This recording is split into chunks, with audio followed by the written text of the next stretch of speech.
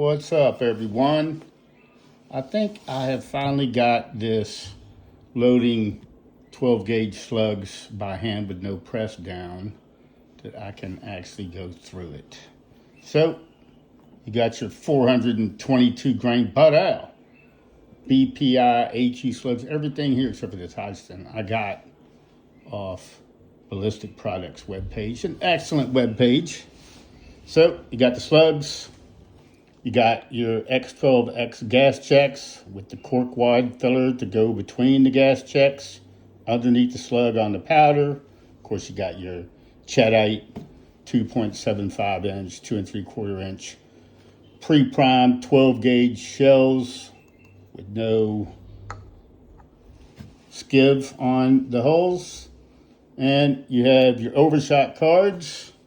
You have your road crimp tool connected to my wife's cute little pink power drill.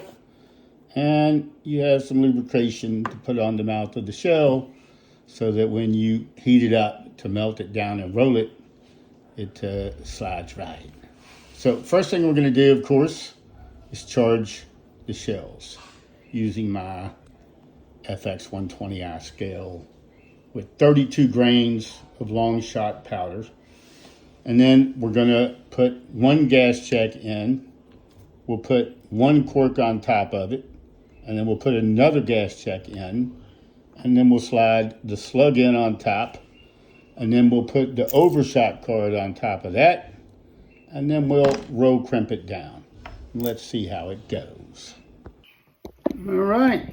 I got EO'd auto trickler set up for 32 grains. Oh, excuse me while I square this away. This is really big flake powder. So, slap the old shot shell in there. This long shot powder is sticky. Pour in my shot shell.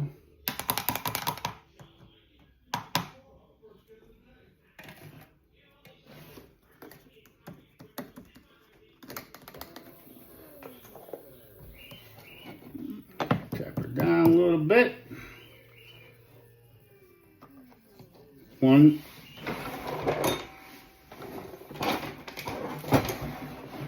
You also need a little ram.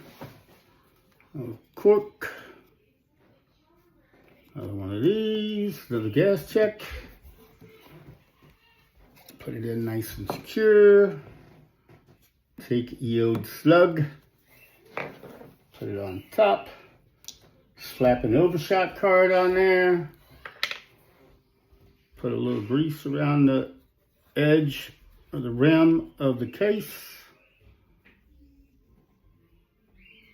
Now, I will say that this works better the warmer it gets. So this is my first bullet of the day. So I've discovered you want to let it just rest on top of the bullet. Start the drill spinning. Leave it there with no pressure until it has time to build up heat. And then just lightly apply pressure. You don't want to go gorilla-handing this and squeezing it down real hard. So rest it on top.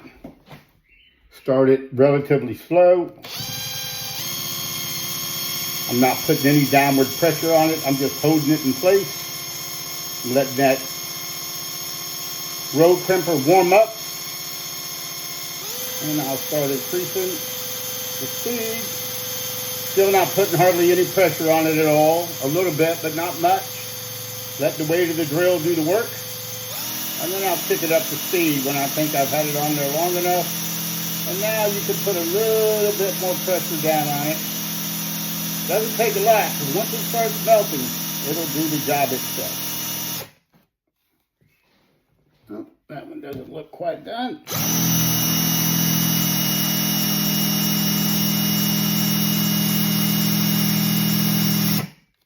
And voila, slug.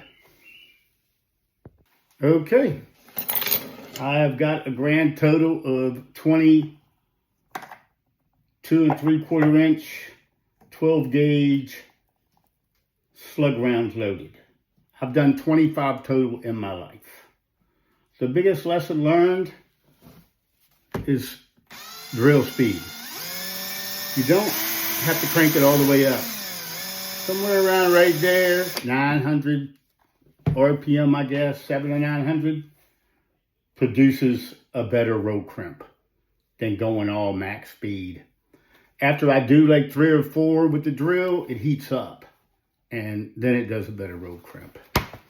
I am using recipes from this slug loading and field application 12th edition manual from BPI. And I don't work for BPI. I'm not sponsored by BPI. They're one-stop shopping. They have everything. So I didn't know about the gas checks, the cork wide, none of it. The overshot card, I researched on their website and a couple other places. I'm going to be loading a bunch of their slugs up. So these are HU slugs. They're made for smooth bore barrels, but they'll work out of rifled barrels also.